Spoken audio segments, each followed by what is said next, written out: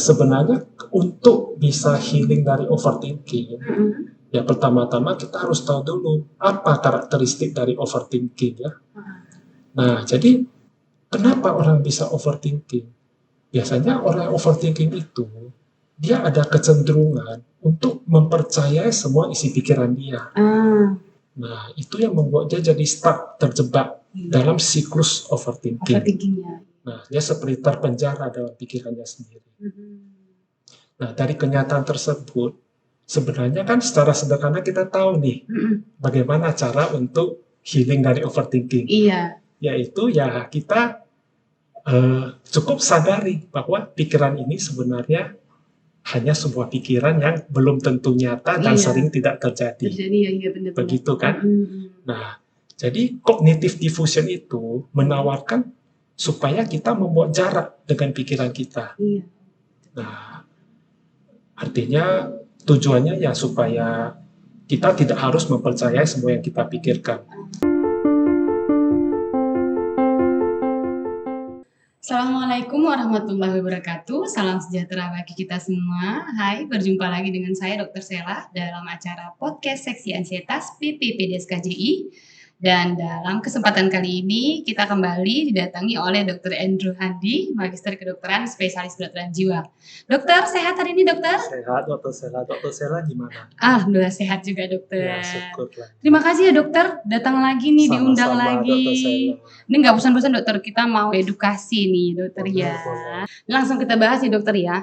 Saya ini langsung belak-belakan nih. Yang pertama dokter, apakah overthinking itu nih ada pengaruh sama gender nih dokter? Apa cewek lebih gampang, cowok nggak ada overthinking atau gimana dokter ya?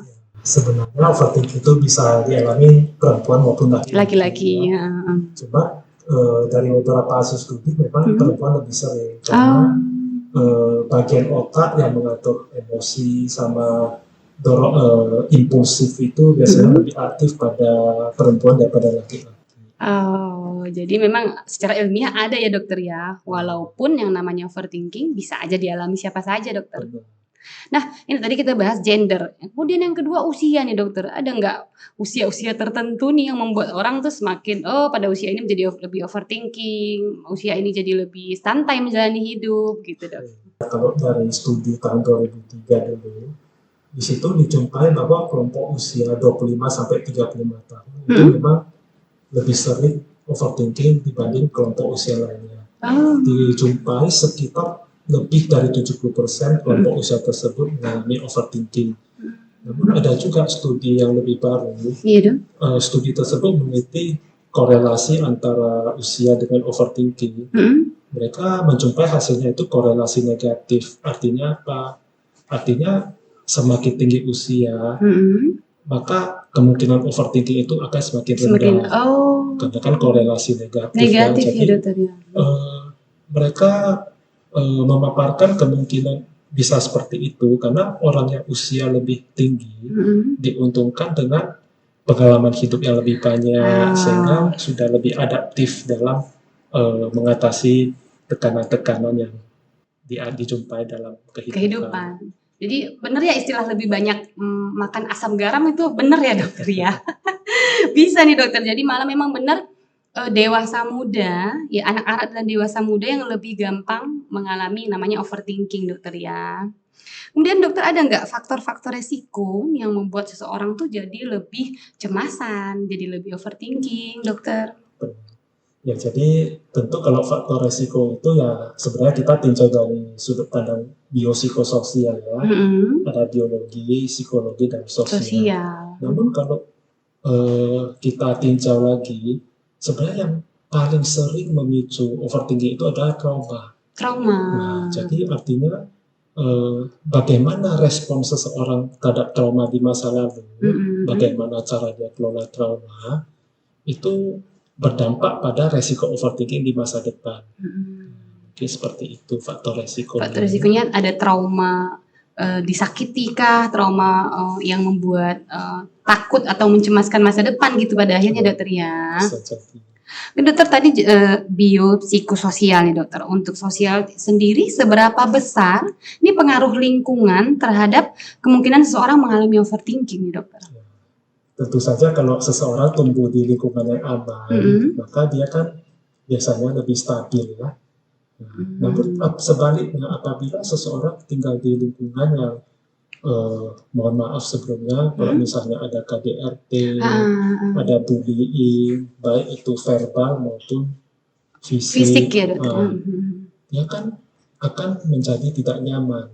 Nah, jadi secara natural itu tentu saja orang akan cenderung untuk mengantisipasi ya semua hal-hal yang buat dia tidak nyaman. Iya. Nah, proses antisipasi itulah yang membuat dia jadi melakukan mekanisme adaptasi overthinking. Jadi dia selama ini kan overthinking. Nah, lama-kelamaan itu menjadi default mode atau kebiasaan dia. Nah, itulah biasanya faktor lingkungan itu bisa juga membuat orang cenderung lebih overthinking. Jadi memang multifaktorial juga seperti yang dokter sampaikan tadi dokter ya. Ini tadi menarik dokter, kan menjadi suatu kebiasaan ya dokter. Jadi kita kan ada mengenal istilah adanya gangguan, ada kepribadian, ciri kepribadian. Ada nggak ciri kepribadian tertentu yang membuat orang itu ini dia karena kepribadiannya begini menjadi lebih gampang overthinking, gampang cemas gitu dok? Nah, sebenarnya semua ciri kepribadian itu bisa overthinking ya, karena semua orang itu kan mempunyai ciri kepribadian. Namun kalau kita tinjau ada namanya ciri kepribadian anarkastik ya, di mana orangnya itu memang lebih perfeksionis. Artinya di dunia ini kan susah ya membuat sesuatu sempurna. Kan? Iya ya, mencapai kesempurnaan kan suatu hal yang mustahil nih dokter. Iya. Sedangkan ya dia merasa dia harus perfect, jadi dia terpaksa jadi overthinking untuk menyingkirkan semua variabel. Lalu ada juga ciri kepribadian ambang ya. Nah, kita kan tahu kalau orang yang kepribadian ambang itu mempunyai emosi yang begitu kuat, impulsivitas yang begitu kuat, dan dia sangat takut ditinggal sendiri. Nah, itulah membuat dia jadi melakukan adaptasi overthinking. Nah, jadi mungkin itulah contoh. Namun ya secara sederhana semua ciri kepribadian bisa aja ya dokter ya. Overthinking. Oke, tapi secara teori dua kepribadian tadi bisa saja jadi lebih. Sebenarnya banyak sih yang bisa kasih contoh. Oke dokter. Terus dokter, menurut dokter ada nggak tadi cerita tentang trauma ya kan, tentang lingkungan. Overthinking ini sebenarnya ada masalah dengan trust issue, kepercayaan, rasa aman atau gimana dok? Ya sebenarnya kan trust issue itu kan secara sederhana itu dia sulit percaya ya sama orang lain ya. Nah, tadi kan kita sepakat ya bahwa trust issue itu kan bisa karena trauma juga sebenarnya. Nah, artinya kalau di masa lalu seseorang itu sangat percaya nih sama orang lain, tapi setelah dia kasih kepercayaan, ya mungkin dia dikhianati, lalu dimanipulasi dan sebagainya, sehingga dan lagi dia dapat orang lain lagi dikhianati lagi. Otak manusia itu kan bisa learning atau belajar. Dia jadi belajar, dia jadi mengasosiasikan hubungan sosial itu sebagai suatu ancaman. Nah, itu yang buat dia overthinking. Nah, tapi kan sebenarnya asosiasi tersebut itu kan sebenarnya keliru ya, karena kan belum tentu semua orang itu seperti itu. Nah, sebenarnya itu bisa kok jadi trust issue. Jadi dia mengeneralkan semua orang pasti bakal begitu gitu ya. Kalau kita kan dia jadi seperti bisa jadi overgeneralisasi juga. Oke dokter, ini sebagai penutup dokter sebagai penutup perbincangan kita nih dokter. Dokter punya tips cara untuk menumbuhkan rasa percaya diri dan rasa percaya dengan orang lain juga untuk mengurangi overthinking-nya nih dokter. Ya sebenarnya kan kita tahu ya kenapa dia nggak percaya ya karena dia overthinking kan. Berarti kan akar masalahnya itu overthinking ya. Nah sebenarnya nih kita tahu ya banyak, kalau kita googling ya banyak cara untuk mengatasi overthinking ya. Dan semuanya saya lihat rata-rata bagus. Cuman saya mau menawarkan satu teknik. Mungkin sebagian orang sudah tahu, tapi mungkin sebagian besar belum tahu. Belum tahu juga dokter. Namanya cognitive diffusion. Ini saya baru tahu nih dokter. Boleh dijelaskan dokter nih lebih lanjut? Iya dokter Sela. Jadi sebenarnya untuk bisa healing dari overthinking, ya pertama-tama kita harus tahu dulu apa karakteristik dari overthinking ya. Nah, jadi kenapa orang bisa overthinking? Biasanya orang overthinking itu dia ada kecenderungan untuk mempercayai semua isi pikiran dia. Nah, itu yang membuat dia jadi stuck, terjebak dalam siklus overthinking. Overthinkingnya. Nah, dia seperti terpenjara dalam pikirannya sendiri.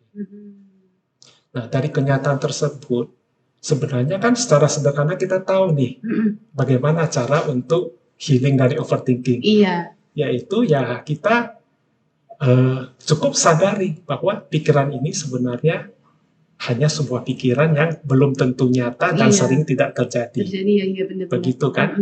Nah, jadi cognitive diffusion itu menawarkan supaya kita membuat jarak dengan pikiran kita. Iya. Nah, artinya tujuannya ya supaya kita tidak harus mempercayai semua yang kita pikirkan. Nah, jadi saya mungkin kasih contoh saja ya. Iya.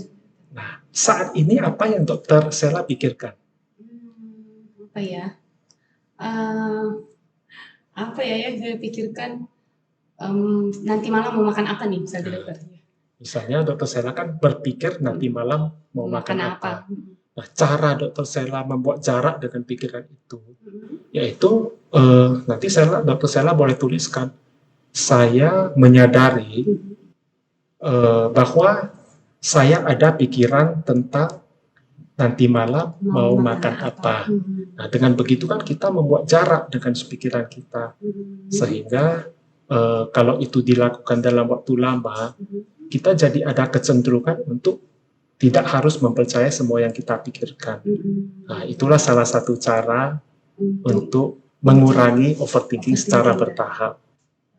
Kita bisa dicoba nih dokter di rumah nih kalau lagi sibuk mikirin anak, sibuk mikirin gaji belum turun nih dokter ya, bisa dicoba nih dokter ya. Oke dokter, terima kasih banyak bincang-bincang santai kita pada hari ini. Mudah-mudahan, tapi saya yakinnya itu mencerahkan dokter ya, karena apa ya, ternyata overthinking itu punya fakta-fakta yang memang sudah teruji juga secara klinis gitu dokter ya, untuk supaya yang mendengarkan nih, yang menonton juga nambah wawasan tentang mental health. Dokter, sekali lagi terima kasih banyak atas bincang-bincang kita hari ini dokter.